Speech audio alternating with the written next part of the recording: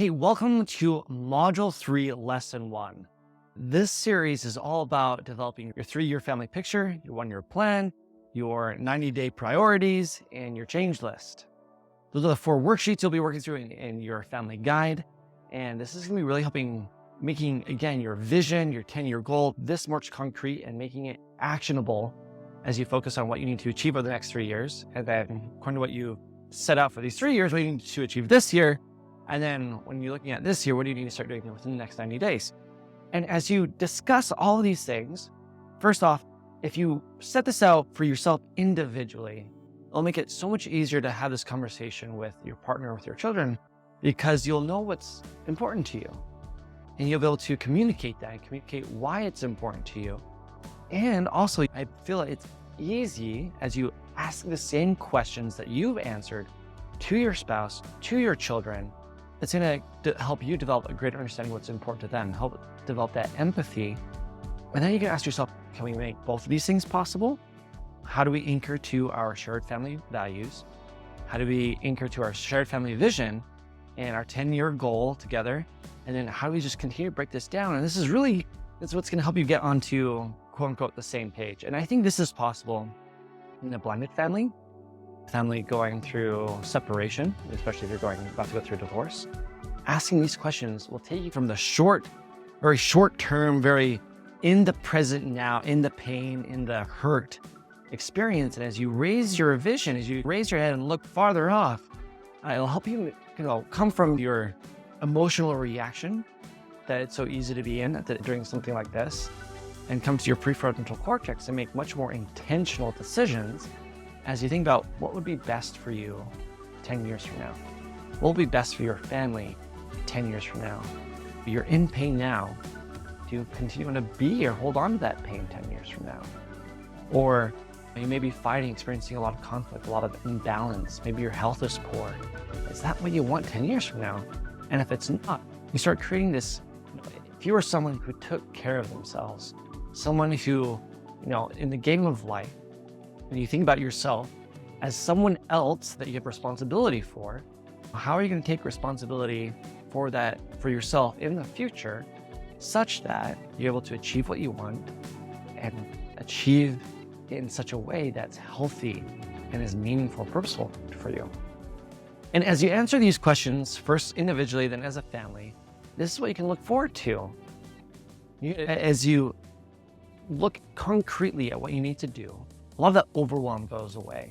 A lot of times when we think about goals, what we want in life, without writing down concretely what it is that we need to do, that's where overwhelm comes in. There's so many things we have to get done. There's so many changes, so many issues. But sitting down, prioritizing, writing it out makes it much more manageable, much more achievable. And that's why writing out, using the workbook is so important. Set aside the time to answer the questions, think it through, and that will significantly reduce overall anxiety in your life. It'll help you determine your path forward, give you something to look forward to doing each day versus just reacting to the emotions and the pain, the hurt, or just the monotony of what becomes kind of day-to-day life. As you do your 3-year plan, this is what's going to happen. You're going to be able to narrow your focus and narrow the opportunities and options you have. And that will, like going to a menu at a restaurant, like the Cheesecake Factory. That menu is, I swear, is like 50 pages long, and you just have hundreds of different options. It can be overwhelming. You're like, oh, I don't know what to choose. There's so much here. You're going to start feeling anxious and may miss out on something you actually like. Versus going to a menu that has a few options, makes it easier to make decisions. And that's what this 3-year plan is going to do for you. And narrow your range of options. Focus on what you really want, tie it to your 10-year goal, back to your vision, back to your values. And it's going to give you a lot of forward momentum. It's going to give you a lot of confidence on what to say no to, what to say yes to. Okay, so how do we set up your 3-year goals? Again, it's going to be going over the exact same family fundamentals, except looking at 10 years from now, you can do 3 years from now. And we're going to go a little more into detail in terms of family metrics. How are you going to measure progress towards these goals that you have? And again, I'll be sharing what I've done for my own family recently. So step 1, date. If you're doing this today, it'd be today's date, 3 years from now, pretty simple. And then go over the fundamentals, marital status. I want to be happily married to my wife. Okay, that's me. Second, family size. I'm going to say it. It's on recording.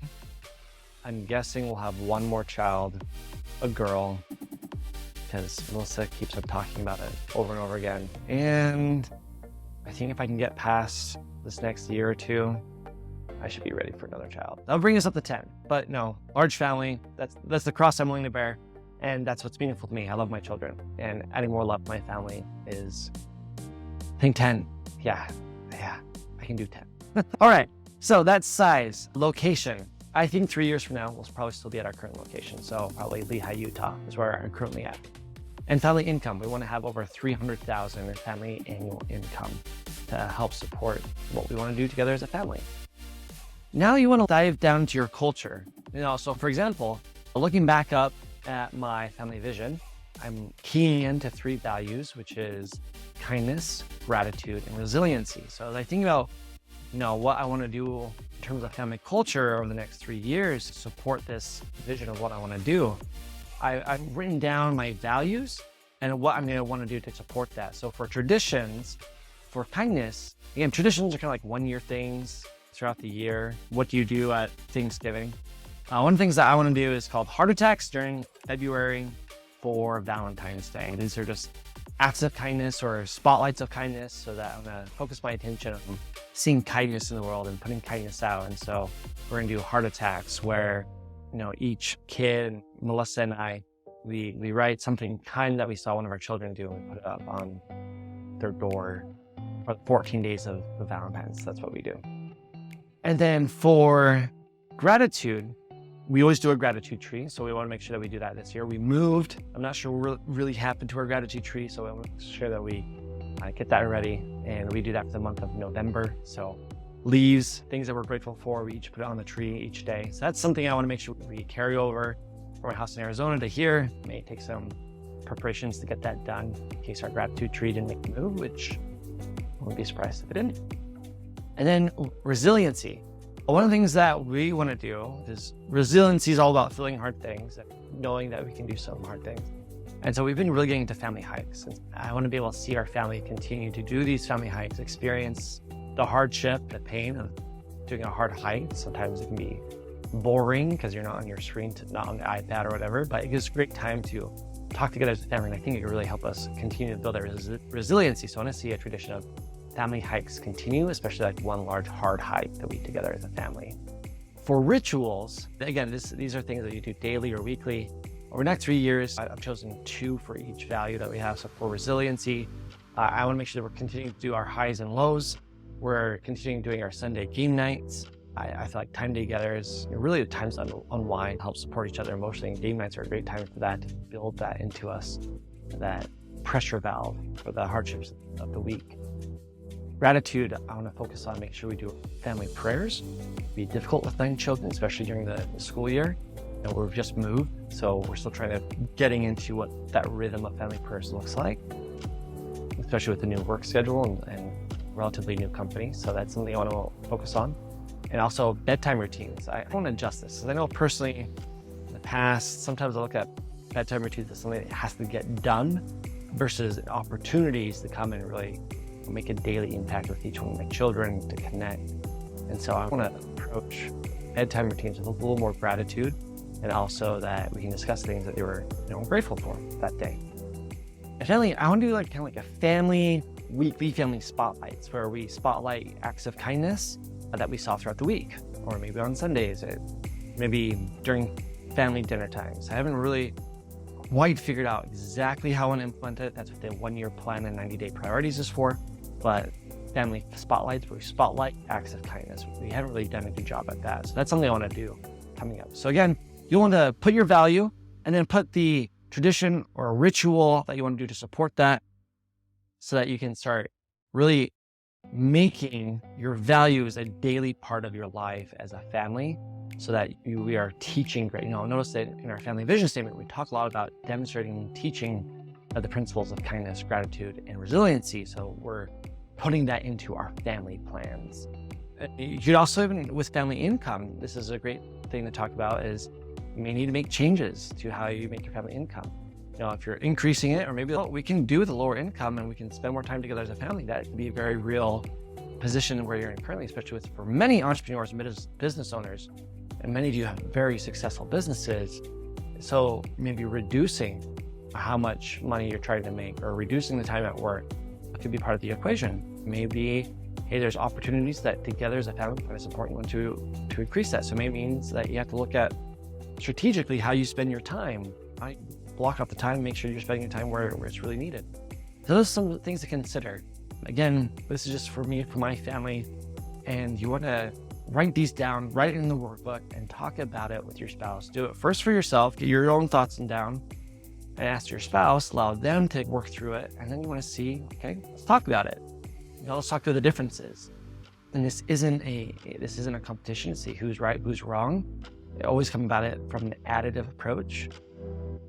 Explore each other's values, where you're coming from, try to anchor to that set of shared family values, and go from there.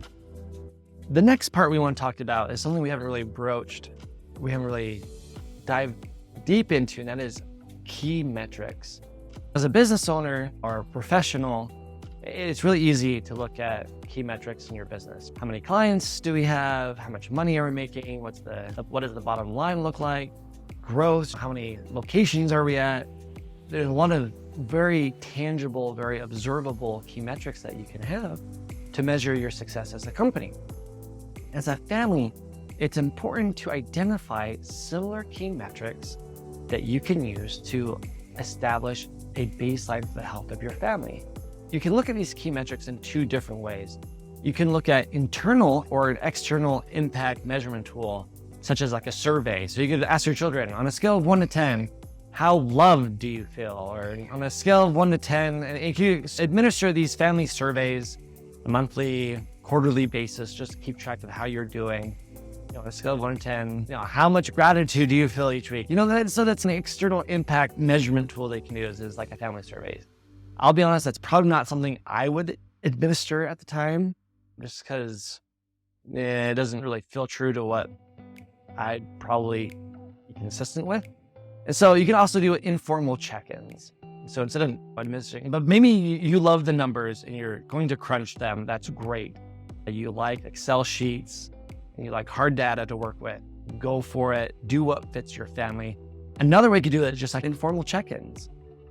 And something that I do are one-on-ones. Now, we may still measure our informal check-ins. So for instance, this is something that we will go over later on as a family scorecard. So you're still keeping some kind of number, some kind of measurement on what you're doing. So if you're troubleshooting something, you can go back and look at the data and say, gosh, we haven't really been doing one-on-ones. So maybe that's the reason why our children are acting out, because they're really screaming out for attention. And so some families and some business leaders I've spoke with, they have routine questions that they ask their spouse or their children on a routine basis, whether that's weekly, every Sunday, or whenever it comes across that they're alone together. I always recommend having some kind of routine, some kind of process, so that you have a trigger to remind you, so that no matter how busy life gets, to ask these questions, such as, what's been hard for you? What has helped you feel loved this past week? Or what has helped you feel loved today? What can I do more of, or what can I do different as a parent or as a spouse to support you, to help you feel supported? What have you enjoyed doing? And what have you been learning about?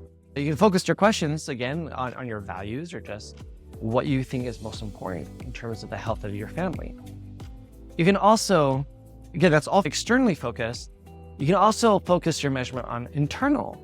So instead of focusing on kind of the potential influence you have on your family, you could be looking at, well, what am I staying true to what is important to me and my values, and what I'm striving to do as a parent, as a spouse.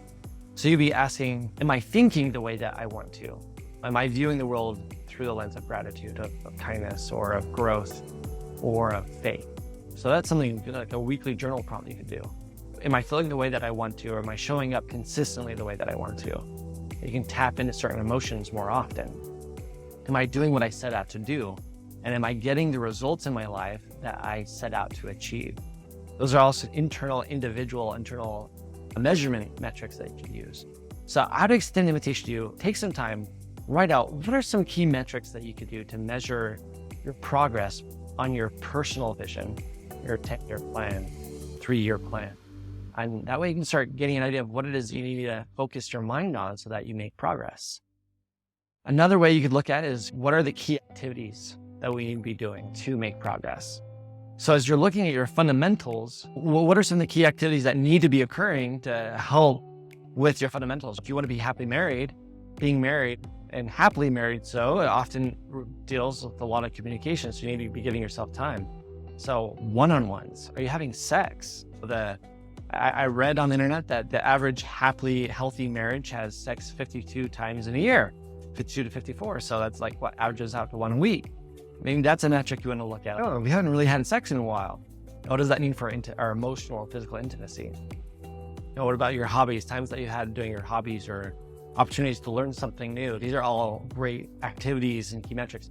So for me personally, some of the metrics I'm looking at, and again, I go back, I try to tie these back to the fundamentals and to my 10-year plan and vision. And so for my fundamental of being happily married, some of the things I will probably want to keep track of, they're key metrics for me, are my one-to-ones with my wife, whether that be at the house or out on a date. Weekly sex. One of the things we do is we keep tabs on how often we've been having sex, because if we're not having sex, that usually means we're too tired. There's something out of balance in our lives where we're not connecting emotionally and therefore not connecting physically. And so it's just something my wife and I keep tabs on, is how often we're having sex. Income. One of the metrics I track is number of clients.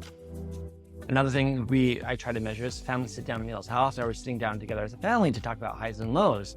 Shooting for an average once a week to have that conversation, because sometimes the kids eat dinner while I'm still working. So Sundays and Saturdays are times for us to really have a good sit-down family meal together, if we're not together at breakfast and things aren't crazy. And then how often am I doing bedtime routine with the children? I try to go for like a daily basis, unless I'm traveling. And even if I'm traveling, I call in the kids. And for resiliency, we're looking at how often we're having our weekly game night, or completing helping our kids do their daily dues, so that our children are in rhythm and are doing things that are consistently helping them grow. So those are some key metrics that we've identified that we generally try to keep track of. So you want to take some time right now to identify those for you and for your family. Talk it over with your spouse, talk it over with your children. Begin developing these key metrics and these 3-year goals, so we can then look at your 1-year plan. And again, this is all about creating direction for your family, looking at how you can improve family relations, becoming the family you want to be, then enjoying your family relations and learning what to say no to, what to say yes to, by knowing exactly what it is you want to be saying yes to. It's really making your vision into a 10-year goal and taking your 10-year goal into something a little more actionable for the next 3 years. So looking forward to the group coaching call. We answer any questions you have about this. Otherwise, I will see you in the next lesson talking about our 1-year plans.